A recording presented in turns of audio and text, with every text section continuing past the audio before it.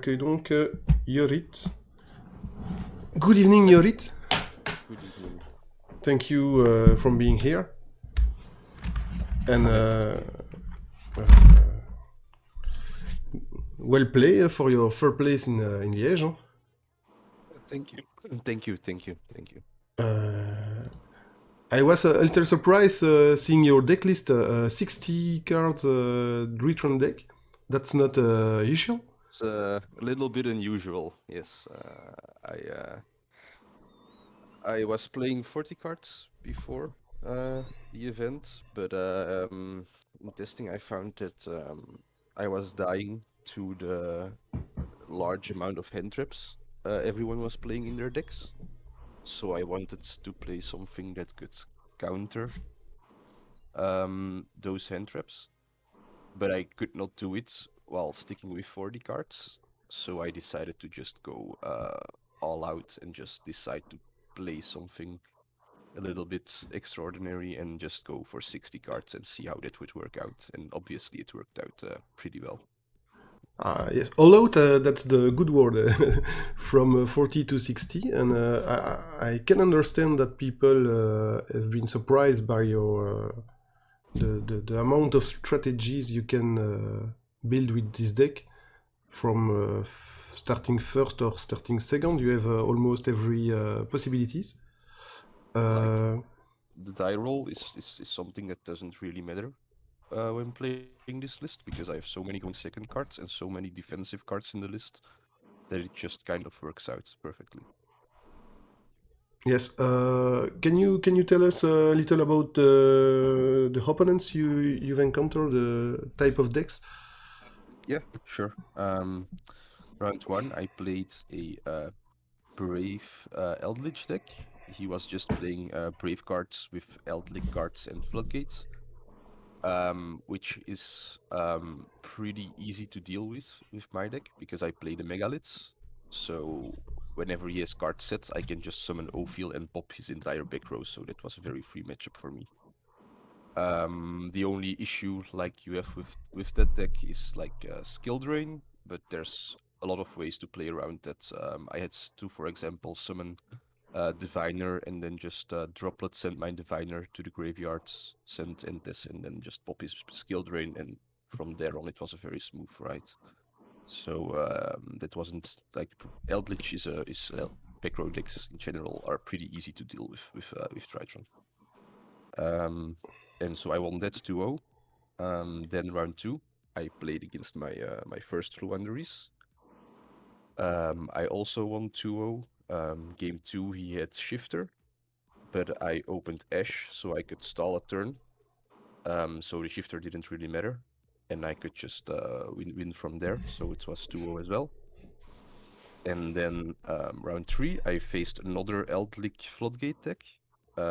So yeah, like I said, back row's just incredibly easy for me to play into with this deck, so another 2-0. Then round four, I played against Guru. I didn't expect to see this deck at all, but it was like the Dragoon Guru type deck, so I feel like once you get rid of the Dragoon, that deck doesn't really have a whole lot it can do, so it wasn't like the hardest matchup. It was a very fun guy to play against, but I also won it 2-0. And for each matchup, you win the dice roll, or Let me think. I think round one I won I don't remember exactly. I think I won about like half my die rolls. I think round one I won. Round two I won as well. Round three I lost. Guru I won as well. And that's about it, I think. I don't remember exactly, but yeah, it's like I said, like I play so many going second cards that it doesn't really and matter. you win all your game by 2-0, or Almost all my games were 2-0. Except for round 6 and round 7 and round 8, I dropped one game, but everything I 2-0'd. Impressive. yes. Really impressive. Someone asked, what's your typical end board? So like the most standard combo is Alpha Zeta, I guess. And with that board, I will end on a Degda, a Verte, a side set with TPE on board, and then I will have either Baron de Fleur. Usually game 1 I'll always go for Baron, or I can also make Dweller if I search the Manju instead of the Diviner. So depending on the matchup, I can like pick which one I want to make. And then there's also always a full on the field, so I basically end up on a pop 4, a Omni negate or a graveyard negate, and then the side lock as well. So that's usually what I go for, and since I play a lot of hand traps, I usually also have like 1 or 2 hand traps to also back that up. So I feel like that's almost impossible to break. Really strong board, yes, indeed. Yeah. Someone asked how do you play the Megalith, or what they had in Megaliths, what in the strength Megaliths today. do is the level 2 Megalith, the full. It allows me to add back Benten from grave, so it adds another Benten search, which is obviously really good. This deck wants to abuse Benten as much as possible to get as many searches.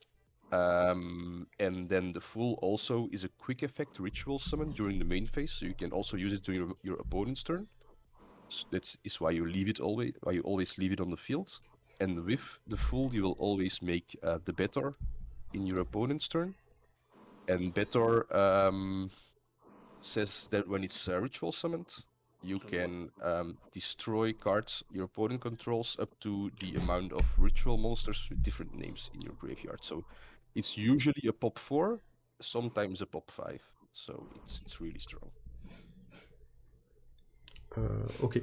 And what about crossout? Crossout, like, yeah, it did exactly what I wanted it to do. It just stopped people from caching my alpha and things like that. It definitely it's performed pretty well for me, the crossout. Okay. So do you have any card who don't open in each game? Like you didn't see in every game Cyber's Emergency, for the example? Sorry, what did you say? A cyber emergency. I usually I didn't. I obviously I play 60 cards, which is a little less consistent than the 40 card build, obviously. So I'm not gonna always open Alpha Zeta every single game. But the theory is kind of that with any 2 Drytrons, you can almost always make the full board, or at least make a very strong board. So you don't necessarily need to always open Alpha Zeta to make a very strong board. I assume you play only one Destiny Fusion because you only made it with the Verte.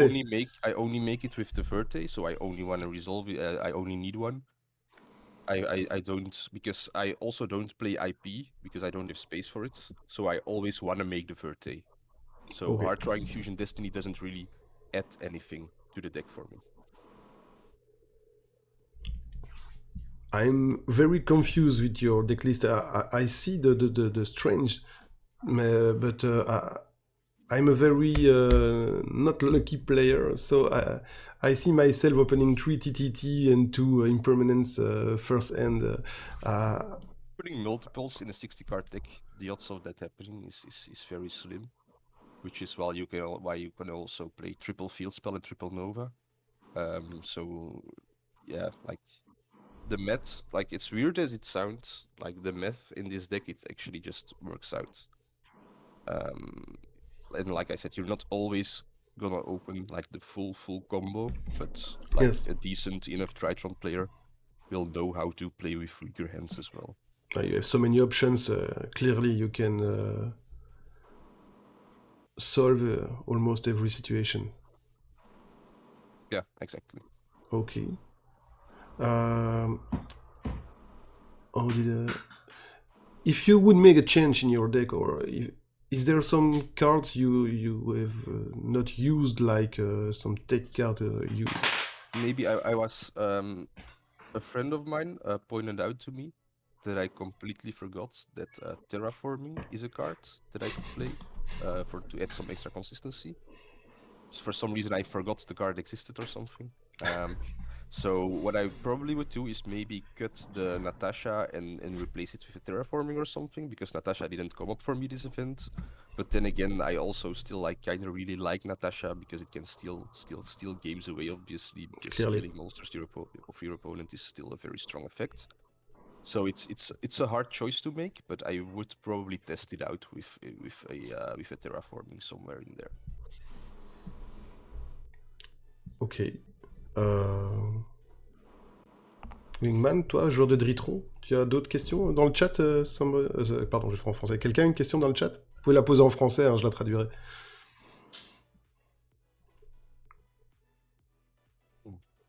No. Everyone is confused with so many cards. I understand. Like I didn't expect to play this deck like a day. I made this like a day before the event. I didn't really know what I was gonna play. Everyone was telling me just play Flunder or something because I had it lying around. But I think Flunder is kind of a boring deck to play. I didn't want to play it for like 9 rounds. I think Agreed. my head would go crazy to play Flunder for 9 rounds. And I just really like playing Drytron. It's a deck I really enjoy playing, and I just want to do something a little bit crazy with the deck. And I think I just made the right call for this specific event. I'm not gonna say like this is the perfect Tritron list that everyone should be playing. I'm still testing a lot of it myself, so. Okay, I will do the chat. Someone say congrats, but I think I can speak in the name of everyone here. Congrats for bringing some news, some new deck in a big tournament. That's not something we see every day. Thank you for that. The second is a bit of humor. The one you play against, I think it's the Guru. Ask, how can he stop your deck? If he Stop my deck. if he face you once again. He needs to draw his shifters, and then he can maybe stop my deck. But if he doesn't see shifters, it will be very hard for him to defeat my deck. Okay, and there is some more question inside. Attends, Imper m'est pas mis en side pour Drytron. Coco ask if it's not better to side Infinite Impermanence, but playing what instead? I don't know. The reason I play Impermanence is because it's still a very a hand trap that a lot of people main deck, and that's exactly what the theory is behind this deck. I want to main deck the same hand traps that everyone else is main decking, so I can cross out them. And I play 2 of each of those hand traps because in the case I open one of them, I can still use the other copy in my deck to cross out. So that's why I play 2 of every, at least 2 of every hand trap in my main deck, and 3 Ash and 3 Nibiru. 3 Ash because it hits every deck. It's the most consistent hand trap, and Nibiru because it's 3 Nibiru because if you pair Nibiru with another hand trap, it's always gonna break the board. And if I DD Crow your Ben 10, it could be a problem for you? That really depends on the hand, but if you DD Crow Ben 10, I can usually still end on Sidelock, for example, which is like killing still kills a lot of decks. But it definitely hurts crowing the Ben 10, but it's also like just depends on how I draw, if I can play through it or not. But usually I'm able to play through it. Yes, but it's better than Ash or something else. If I were to Ash something in this deck, I would always try to Ash the Alpha because it searches your Ben 10. And that's kind of what you want to stop. So if you have Ash, I would always try and Ash the Alpha. And if you have Nibiru, I would try and do it on the summon of Ophil, because after that we usually go for Baron and your Nibiru will be dead. So you have to do it before that. We have one more question. What do you think about Lava Golem in Drytron? Lava Golem is really, really, really good in Drytron. I played it in my 40 card list. I just didn't have the space, I guess, and I already think I play enough going second cards in this list that I didn't necessarily need the Lava Golems, but I've always been siding Lava Golems myself in 40 card Drytrons, where I don't play hand traps and stuff like that. Yeah, like Lava Golem is insane. for Drytron. I definitely would recommend siding it if you are playing a 40 card Drytron list. Ok. Donc, n'hésitez pas dans le chat si vous voulez que je retraduise dans l'autre sens, il n'y a pas de problème. Donc là, pour le Lava Golem, il dit que c'est une très bonne carte qui jouait en 40. Ah. Voilà. Donc, ok. Est-ce que quelqu'un d'autre a une question? Anyone else have another question?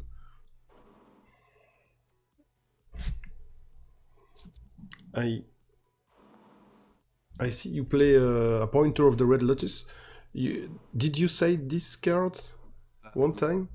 Well, yeah, like I said, I only lost 2 games total, so I didn't get to side in my going first cards a lot of the time, and the 2 times I got to side them in, I didn't draw them. So for this tournament, they did nothing for me, but in previous tournaments and in the 40 card lists I play, I still always side 3 a pointer. I think a pointer is better than judgment because it gives you the hand knowledge. You know exactly what your opponent has in his or her hand, and you will perfectly know what you need to stop to win that game. So that's why I play a pointer over something like a solemn judgment, for example. Okay. Okay, that makes sense. Anyone question? Thank you for being here. That's not easy to come from another... Ah, question. Il joue comment après Golem vu qu'il n'a pas Norm Diviner? 40 cartes qui disait que c'était une bonne carte en fait, pas dans sa version à 60. C'est pour ça qu'il la joue pas dans Il la joue pas dans cette version-ci justement parce que... C'est pour ça. Okay, sorry, Jorrit. Thank you for being here, and well played for your first place with this deck. Thank you. I look forward to see you bring another strange deck for the next tournament. I will try. Thank you. Good evening. Good evening, guys. Thanks Bye. for having me, and have a good stream. Ouais. Ciao, ciao. Bye.